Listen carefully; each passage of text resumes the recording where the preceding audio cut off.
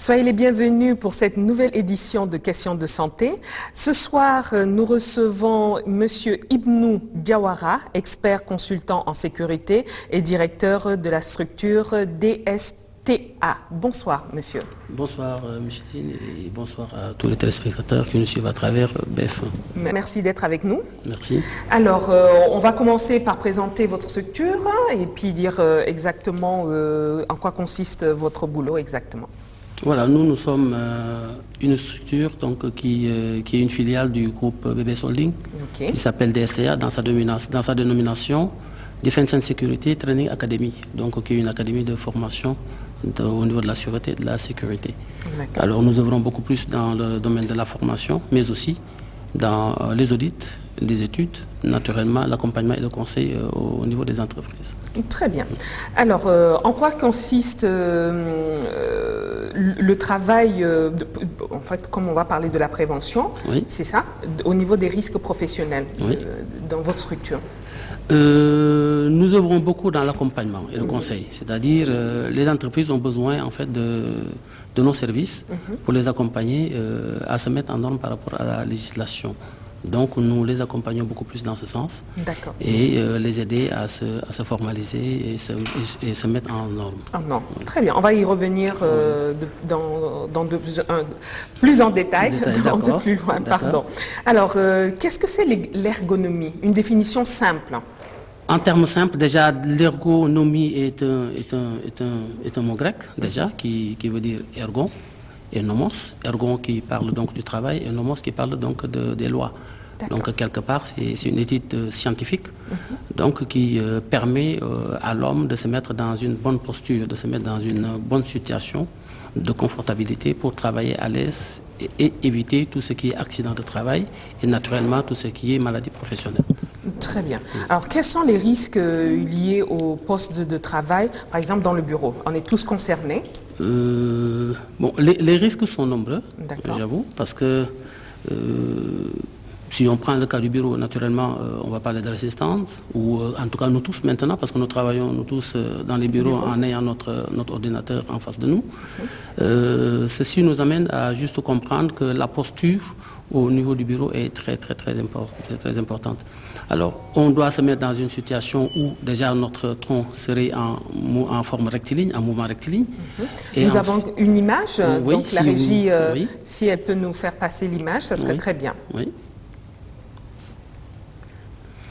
Voilà, donc si vous regardez là, donc nous avons plusieurs objets, en fait plusieurs images qui démontrent certains travaux. Si on prend donc l'assistante qui est complètement en bas là, donc qui fait du secrétariat, donc dans sa posture, donc elle doit être dans un fauteuil qui est déjà ergonomique, qui lui permet donc de garder le mouvement rectiligne pour essayer de garder sa colonne vertébrale dans de bonnes conditions.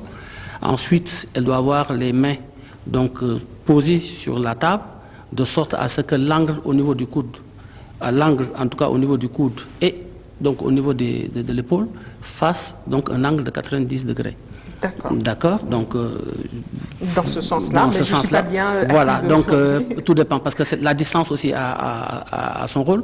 La distance, ça veut dire que la plateforme où est posé l'ordinateur par rapport à la distance, par rapport à la plateforme du sol, donc a une certaine importance, parce qu'en réalité, on doit avoir au moins 60 à 75 cm. Permettant de reposer les pieds correctement. Et l'angle des genoux doit faire donc un angle de 90 degrés aussi naturellement. Et nous avons un autre angle qui doit faire 90 degrés, c'est au niveau donc des cuisses et du pli de laine. Donc on doit avoir un angle aussi de 90 degrés. Naturellement, le regard donc est figé parce que nous avons donc des risques oculaires. Donc ça veut dire que nous devons en main garder. C'est-à-dire que lorsqu'on prend la hauteur donc de l'écran, c'est-à-dire que la partie supérieure de l'écran, et qu'on prenne la partie inférieure de l'écran, projeté vers les yeux, on doit avoir un angle donc, de 10 à 15 degrés. Voilà, ceci doit nous permettre d'avoir une bonne posture dans le cadre du travail. Les pieds bien reposés et un peu soulevés donc permettant donc de libérer le sang et de travailler correctement. Les pieds reposés, soulevés, on n'a pas l'habitude. l'habitude. Les pieds, oui, on n'a pas l'habitude parce qu'on a l'habitude juste de plier les pieds en général quand on travaille, mais c'est pas la bonne posture parce que ça peut créer des problèmes donc dans le futur. Ok, très bien. Donc je vais juste revenir encore pour les pieds. Ça veut dire qu'il faut qu'on fasse faire un repose-pied ou un pose-pied. Oui, parce que si vous voyez les tables de bureau, normalement ont juste des repose-pieds. Oui, c'est vrai. Si vous observez, en tout cas une table ergonomique. D'accord. À ces repose-pieds où on doit allonger un peu le pied et puis le poser dessus, pas complètement posé par terre. Donc les pieds sont juste un peu élevés, permettant de travailler correctement. Très bien. Alors dans le milieu de... Est-ce que c'est les mêmes problèmes qu'on rencontre au niveau ergonomique, vision, etc., au niveau des industries, dans les grandes structures industrielles? À des différences près, hein, parce qu'en réalité, la nature d'exploitation n'est pas les mêmes. Donc, chaque structure a sa spécificité technique. Naturellement, donc, la nature d'exploitation va refléter les risques qui vont y exister. Donc, dans chaque industrie, naturellement, où vous avez plusieurs types d'industries, donc si vous prenez l'industrie textile ou si vous prenez les mines, etc., chaque structure donc, a sa spécificité technique. Et de cela répond maintenant les risques qui vont s'y lier. Donc, vous avez plusieurs risques, naturellement, dans ce sens, parce que ceux qui font la manutention ne sont pas pareils avec ceux qui font le secrétariat. Exact. Parce que dans la manutention, vous avez d'autres types de risques, parce que c'est soulever des charges lourdes, ou c'est pousser, ou etc. Donc, vous avez plusieurs types de risques qui sont totalement différents. Alors, on va prendre des exemples concrets. Par exemple, pour le mécanicien, parce que tous les coins de rue, on a notre petit mécano qui nous répare la moto. C'est vrai. Donc, du coup, vous allez essayer de nous cibler, par exemple, sa posture et nous dire quels sont, par exemple, ces risques où il ne devrait pas faire ça, par exemple. Oui, c'est déjà rester longtemps dans le soleil. D'ailleurs, c'est la première chose. Donc, on risque d'avoir l'insolation du soleil qui crée des maladies dans le futur parce que ça va jouer beaucoup. Vous avez naturellement la charge lourde que les mécaniciens ont l'habitude de soulever. Et soulever des charges lourdes répondra forcément au niveau du dos. Parce qu'en réalité, le plus souvent, les gens utilisent le muscle du dos pour soulever. Et qu'il faut utiliser les muscles des cuisses pour soulever les charges lourdes. Pourquoi? Parce que lorsque vous soulevez une charge lourde de plus de 25 kg, vous avez donc une pression au niveau du dos. Et cette pression a une charge de 750 kg. De 25 quand je vais soulever 25 kg. Et que vous utilisez les muscles du dos, là vous supportez une pression de 750 kg. Pour notre colonne vertébrale.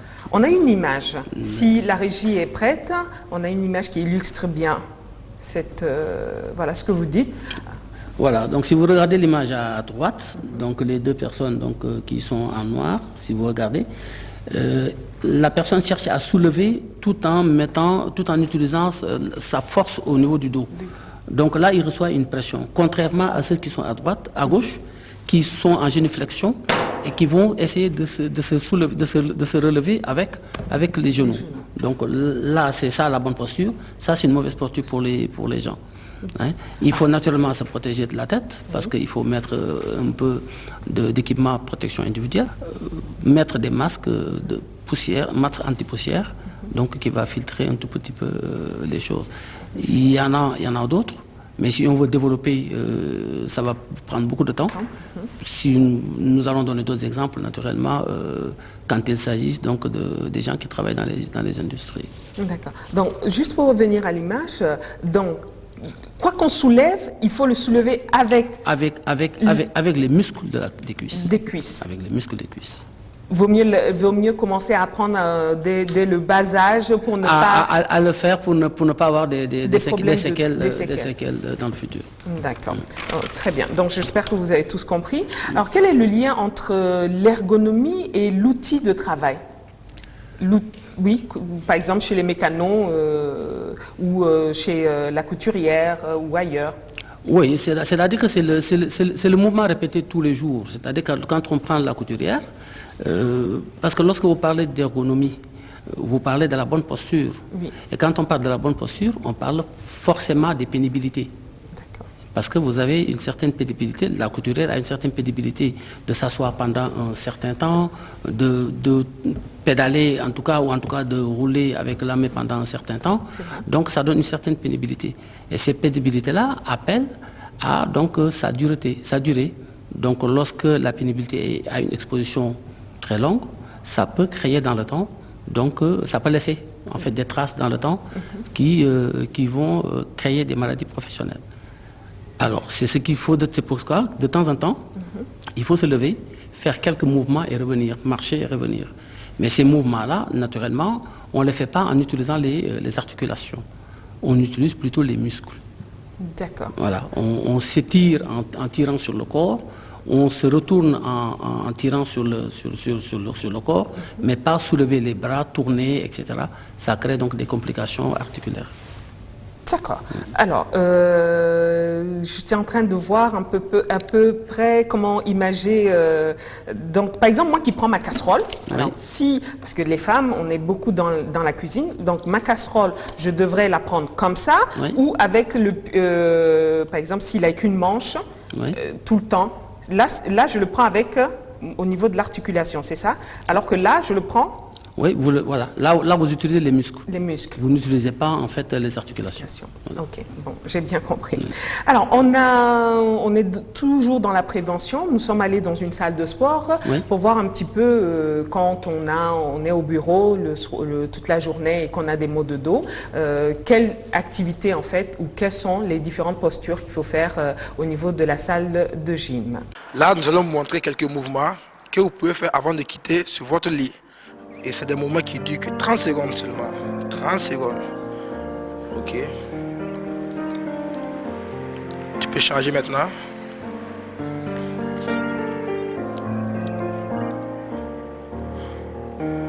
Allez. Tu changes. 30 secondes encore. Change encore. Allez.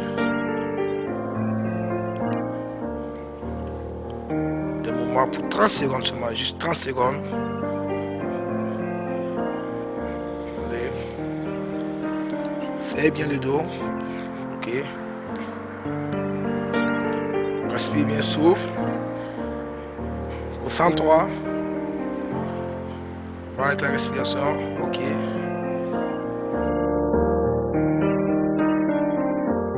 Très bien, vous avez vu, je me suis prêtée au jeu, ça n'a pas été facile. Hein. Mais c'est intéressant déjà de voir ces images-là, parce qu'en fait le sport aide à la bonne santé. Donc c'est pour une bonne hygiène de vie. Donc il faut le faire régulièrement et en permanence. Maintenant, selon les âges, maintenant on va faire du sport de maintien. Voilà. Donc qu'il nous faut faire peut-être 3 fois par semaine si on a les possibilités, si on ne peut pas le faire tous les jours. C'est bien pour maintenir la forme. Très bien. Alors, juste un petit témoignage. Les exercices que j'ai eu à faire à la fin pour le dos, je l'ai vraiment senti. Ça m'a permis d'étirer mon dos, de me sentir bien après. Oui. Comme il le dit, tous les matins, je le fais. Oui. Et ça m'évite d'être calé dans la journée oui, ou d'avoir des petits ça libère au moins ça libère les muscles. Et les nerfs, naturellement. Donc, très bien. Alors maintenant, nous allons parler des nuisances physiques liées dans le contexte du travail. Du travail. Oui, les nuisances, donc, vous savez, c'est les risques encourus en général par les travailleurs en cas d'exposition au niveau quand il y a du bruit ou quand il y a de la vibration, etc. Donc nous le vivons tous les jours. Ouais, nous vivons donc ces risques tous les jours parce que dans toutes les industries donc, nous avons du bruit et ce bruit-là peut nous amener à croire que ce bruit fait partie de nous, de notre existence et qu'en réalité non. C'est un bruit que l'on vit tous les jours dans le cadre du travail et qui finit à la retraite nous amène à des situations très compliquées parce que ce bruit on ne l'entend plus et ça va continuer à jouer sur notre organisme. Inconsciemment. Inconsciemment. C'est là, on entend ce bruit qu'on a eu tous les jours. Qu'il s'agisse même du split oui. qui fonctionne tous les jours avec un bruit. Oui. Vu quand ça dépasse un certain nombre de décibels, donc on dit que ça dépasse donc la valeur d'exposition. Quand ça dépasse la valeur d'exposition, naturellement, vous êtes exposé à des risques de danger. Tout comme les vibrations, parce que vous avez des engins lourds qui font souvent des vibrations, ou même le moteur des usines, donc qui tourne tout le temps, parce que vous avez des centrales au sein des usines qui bougent tout le temps et c'est un bruit énorme. En dehors du bruit, c'est une vibration énorme. Et ces vibrations donc amènent souvent des complications au niveau du dos surtout, qui nous fatiguent, ou de l'hernie discale. Parce que nous avons des disques qui sont entre les vertèbres, donc qui sont des disques vertébrales qui empêchent les vertèbres de se toucher. Naturellement, cette vibration peut continuer à frotter et finalement le disque se lâche et les vertèbres peuvent se toucher à la longue. Et c'est ça qui fait la douleur. Oui, parce que quand on regarde la colonne vertébrale, nous avons un canal rachidien où loge la moelle épinière et nous avons ces disques-là. La moelle épinière qui est le centre de transmission qui transmet l'ensemble des réflexes. Donc si c'est pincé par les vertèbres, nous pouvons amener à avoir une impotence fonctionnelle déjà ou définitive. Alors, ce qui m'amène à poser la question, qu'est-ce que votre structure DSTA propose aux entreprises pour l'accompagnement, pour accompagner leur comité d'hygiène, sécurité et conditions de travail. Voilà, vous savez que la loi impose, la loi au Burkina impose les structures à se mettre en norme par rapport à la législation. Donc, en quoi faisant? En créant des comités donc de santé, sécurité au travail. Mais dans sa grande forme, c'est le comité d'hygiène, de sécurité et de conditions de travail. D'accord? Et c'est ce qui amène à avoir un médecin du travail dans les entreprises. Ce médecin du travail-là est un médecin qui est préventif, qui n'est pas curatif, qui n'est pas là pour traiter ou soigner, mais plutôt préventif pour permettre à la société donc, de se régulariser. Nous, naturellement, nous venons donc les accompagner dans la formation pour leur permettre d'installer leur comité d'hygiène, former les gens à comprendre les enjeux de la sécurité dans leur entreprise et ce qui permettra maintenant de dérouler leur plan d'urgence ou plan d'opération interne au sein de leur entreprise. Voilà, nous les accompagnons beaucoup plus dans ce sens, mais le comité d'hygiène a un double rôle parce que le comité d'hygiène étant en même temps le syndicat entre l'employeur et le travailleur, le syndicat en matière de sécurité. D'accord? Donc, il est obligé à amener les travailleurs à se mettre en norme, c'est-à-dire que respecter le port des équipements, etc., mais amener l'encadrement à se conformer à la réglementation. Donc, le comité a ce rôle-là, et le médecin du travail est tenu de suivre donc pour que les gens respectent ce rôle-là.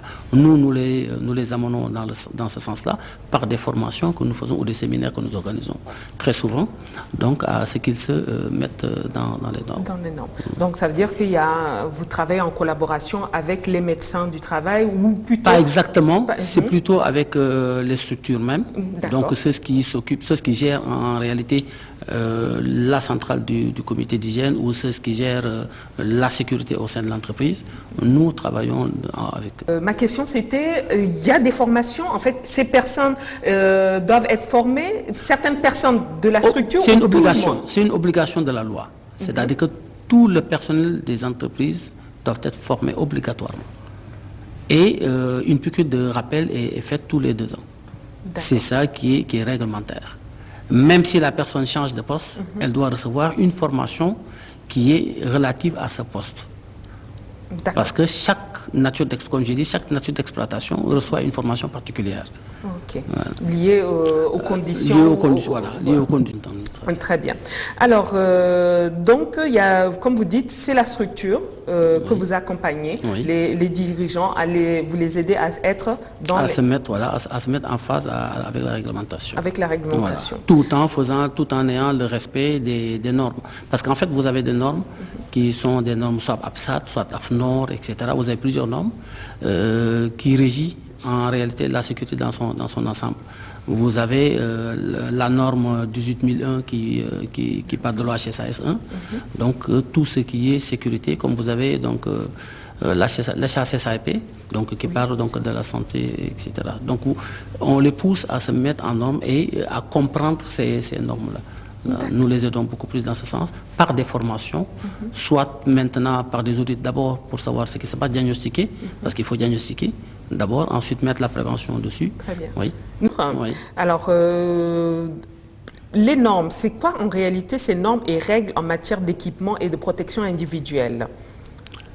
Oui, la sécurité exige certaines applications des normes quand il s'agit du travail, lorsque le risque n'est pas totalement aménagé. C'est-à-dire, lorsque vous mettez votre structure en marche, vous devez faire de sorte à ce que la structure soit mise dans les meilleures conditions de sécurité. C'est-à-dire que lorsqu'une installation est mise en place, l'installation doit être accompagnée de toutes les normes de sécurité requises pour d'abord même pour qu'on puisse l'autoriser à s'ouvrir.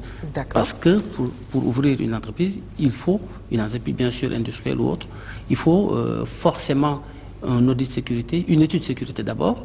Si c'est une entreprise existante, il faut un audit de sécurité permettant de voir quels sont les manquements donc, au niveau de la structure. On va chercher à corriger d'abord pour aménager le maximum donc le risque, et ensuite compléter par des équipements individuels qui vont protéger les gens pendant leur travail. Donc vous disiez qu'il y a d'autres types d'équipements de protection individuelle, c'est pas individuel? En fait, pas d'autres types d'équipements de protection individuelle. Vous avez des équipements de protection individuelle, vous avez des équipements de protection individuelle et collective. Au collectif. Dans les individuels, naturellement, c'est ce que vous voyez tous les jours, les masques d'hygiène anti-poussière, tout ce qui est lunettes de sécurité, tout ce qui est bouchons anti-bruit. La tenue? La tenue même, naturellement, les gants que l'on porte, les chaussures de sécurité, l'arnais de sécurité que l'on met lorsqu'on fait un travail en hauteur. Souvent, vous voyez les gens s'exposer à la mort parce qu'ils travaillent sans aucune norme de sécurité requise. On voit souvent les gens qui travaillent dans des conditions très difficiles, donc s'exposant à la mort tous les jours. Parce que travaillant en hauteur et ne pas mettre ton harnais de sécurité avec la ligne de vie et la longe, pour au moins se suspendre en cas de, au moins que la ligne de vie puisse te sauver. Malheureusement, ce n'est pas le cas. Dans nos pays, dans nos régions. Voilà, mais cela appelle à une sensibilisation au niveau des entreprises, les amener à comprendre les enjeux qu'il y a à travailler sans les moyens de secours qu'il faut. D'accord. Donc ça veut dire en même temps vous aidez les patrons à prendre conscience que dans le milieu du travail, si les... Oui, ça c'est notre rôle premier d'ailleurs, parce que nous sommes beaucoup plus, nous sommes sécurité. Donc ce que nous faisons, c'est de la sécurité. Naturellement, comprenez que la santé au travail est une partie intégrante de la sécurité. D'accord. Une partie intégrante de la sécurité. Donc nous développons ces aspects, mais nous sommes beaucoup plus sécurité. Parce que c'est la sécurité qui réglemente en fait tout ce qui est lié à la santé et sécurité au travail. Voilà. Donc un patron qui met en place toutes ces normes a plus à y gagner en réalité. Naturellement, parce que même si on prend le cas des assurances, parce que la prime d'assurance est fonction du risque. Donc si le risque est amenuisé, naturellement la prime baisse. Vous avez donné une idée au niveau de l'assurance, en fait, pour l'employeur, il y gagnerait. Oui, il y gagnerait beaucoup plus d'ailleurs, parce que la prime est fonction du risque. L'assureur qui vient, en général, il va regarder et il vous dira, monsieur, voici la prime de risque. Vous allez payer 400 millions, par exemple. Ça veut dire que l'assureur a regardé les risques existants. D'accord. Et si on amenuise les risques en mettant les moyens de secours qu'il faut, qu'est-ce qui se passera? C'est-à-dire qu'il n'y aura presque plus de risques, où l'assureur est obligé de revoir donc, sa prime à la baisse. Alors, par exemple, si au Burkina, on a une structure qui refuse, qui arrive, ça d'ailleurs, ça arrive, que l'employeur, le salarié dit, moi, ça ne m'arrange pas parce que la tenue m'empêche de bien me mouvoir, etc. Voilà, qu'est-ce que vous conseillez au patron? Là, il n'a pas, à mon avis, il n'a pas le droit de dire que je ne peux pas. Si les autres l'utilisent, il doit l'utiliser. Il n'y a aucune raison qu'ils disent que je ne peux pas. Maintenant, Il ne peut pas travailler juste peut-être parce que c'est trop serré, etc. Donc, chercher une tenue beaucoup plus large où il se sent le mieux à l'aise. Mais c'est une obligation de mettre les équipements de protection individuelle dans le cadre du travail. C'est une obligation. C'est une obligation. C'est une obligation. Très bien. Alors, le mot de la fin, parce qu'il ne nous reste plus beaucoup de minutes. Il nous reste moins d'une minute. Voilà, donc là, c'est un conseil que je vais lancer naturellement aux dirigeants des structures. Donc, leur dire que la sécurité n'a pas de prix.